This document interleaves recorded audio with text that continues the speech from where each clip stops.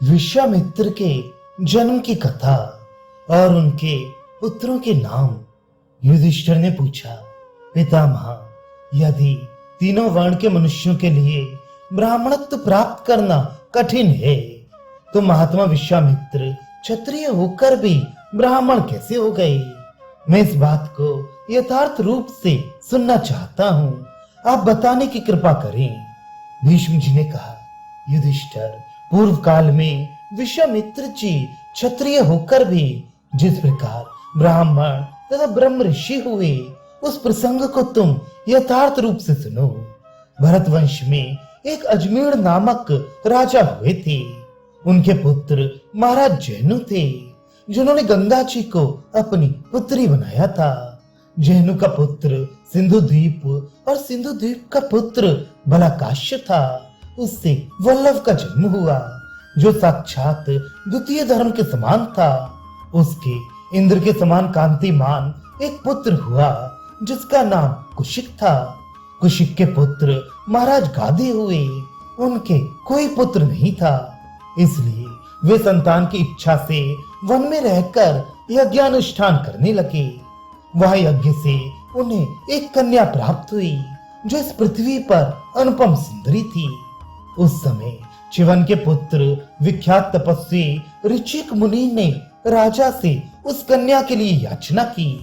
तब राजा गाधे ने कहा, भृगुनंदन, आप मुझे शुल्क रूप में 1000 ऐसे घोड़े ला दीजिए, जो चंद्रमा के समान कांतिमान और वायु के समान वेगवान हो, तथा जिनके एक कान श्याम रंग के हों। यह सुनकर चिवन पुत्र ऋचिक मुनि ने जल के स्वामी अदिति नंदन वरुण के पास जाकर कहा, देव श्रेष्ठ, मैं आपसे श्याम रंग के एक कान वाले, चंद्रमा के समान कांतिमान तथा वायु के समान वेगवान 1000 घोड़ों की भिक्षा मांगता हूँ। वरुण ने कहा, बहुत अच्छा, आपकी जहां इच्छा होगी वहीं इस तरह के घोड़े प्रकट हो जाएंगे। तत्पश्चात ऋचिक ने एक स्थान पर आकर घोड़ों के लिए चिंतन किया। उनके चिंतन करते ही चंद्रमा के समान कांतिमान 1000 तेजस्वी घोड़े गंगा के जल से प्रकट हो गए। गंगा का वे उत्तम तट कन्नौज के पास ही है।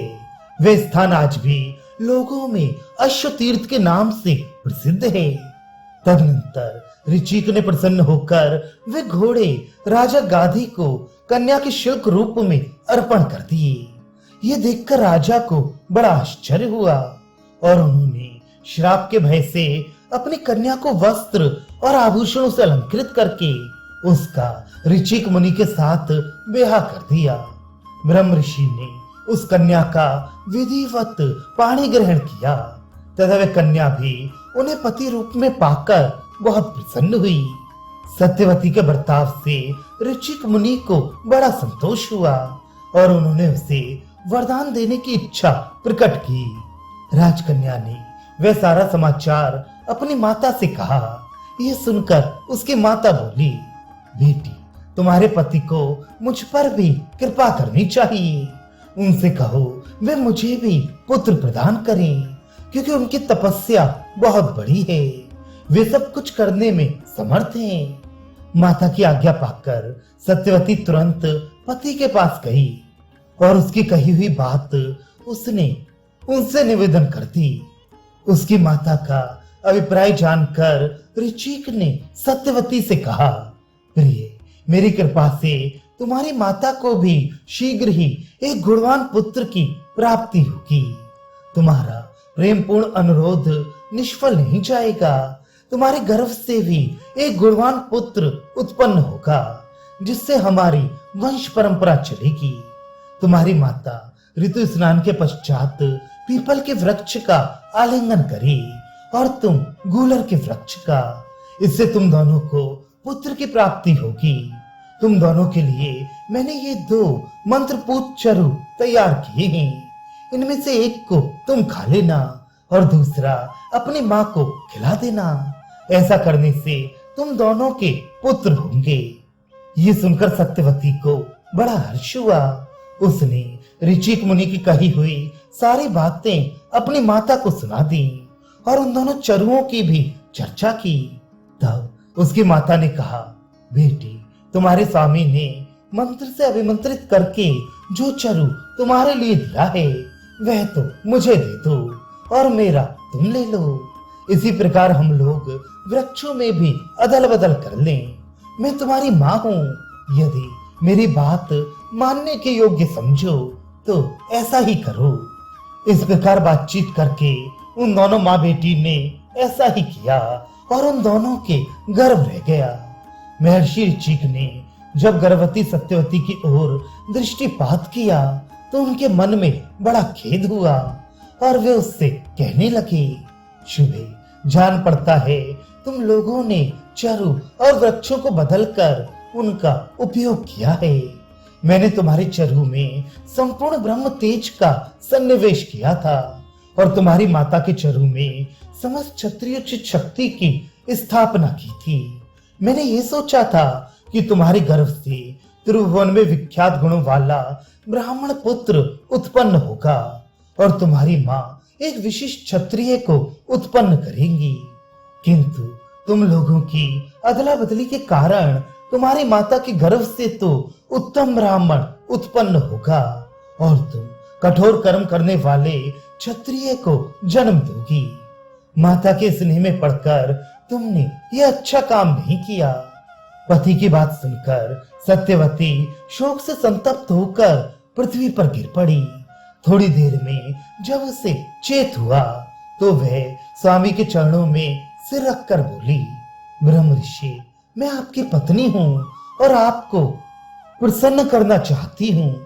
ब्रह्मविद्ताओं में श्रेष्ठ ब्रह्म ऋषि, मैं आपकी पत्नी हूँ, अतः आपसे कृपा प्रसाद की भीख चाहती हूँ। आप ऐसी कृपा करें जिससे मेरे गर्भ से क्षत्रिय पुत्र उत्पन्न ना हो। मेरा पौत्र चाहे उग्र कर्मा क्षत्रिय स्वभाव का हो जाए, परंतु मेरा पुत्र वैसा ना हो। ब्राह्मण, मुझे यही वर दीजिए। तब उन महातपस्वी ऋषि ने अपनी पत्नी से कहा, अच्छा ऐसा ही हो। तदनंतर सत्यवती ने जमदग्नि नामक शुभगुण संपन्न पुत्र को जन्म दिया। राजेंद्र, उन्हीं ब्रह्म ऋषि की कृपा प्रसाद से गाधी की यशस्विनी पत्नी ने ब्रह्मवादी विश्वामित्र को उत्पन्न किया।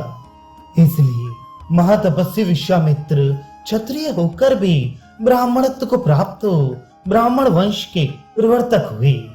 उन ब्रह्मवेत्ता तपस्वी के महामनस्वी पुत्र भी ब्राह्मण वंश की वृद्धि करने वाले और गोत्र करता हुए।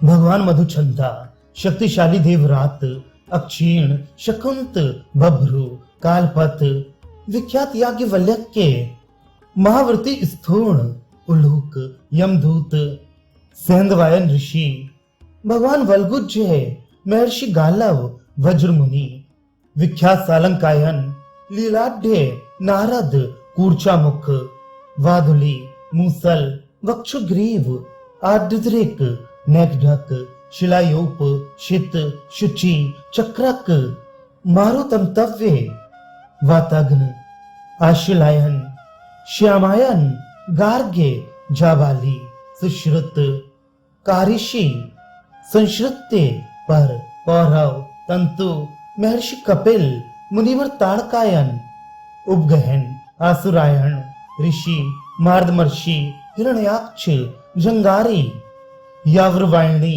भूति, विभूति, सूत, सुरकृत, अराली, नाचिक, चांपे, उज्जैन, नवतंतु, वकनख, सेहन, यति, अंभोरु, चारु मत्स्य, शिरोषी, गार्दवी, ऊर्ज्योनि, उदापेक्षी और महर्षि नारदी, ये सभी विश्वामित्र के पुत्र एवं ब्रह्मवादी ऋषि थे। राजा युधिष्ठिर महातपस्वी विश्वामित्र यद्यपि क्षत्रिय थे, तथापि ऋचिक मुनि ने उनमें परम उत्कृष्ट ब्रह्म तेज का आदान किया था। भरत श्रेष्ठ, इस प्रकार मैंने तुम्हें सोम, सूर्य और अग्नि के समान तेजस्वी विश्वामित्र के जन्म का सारा वृतांत यथार्थ रूप से बताया है। नृप श्रेष्ठ, अब फिर तुम्हें जहां जहां संदेह हो उस विषय की बात मुझसे पूछो, मैं तुम्हारे संशय का निवारण करूंगा।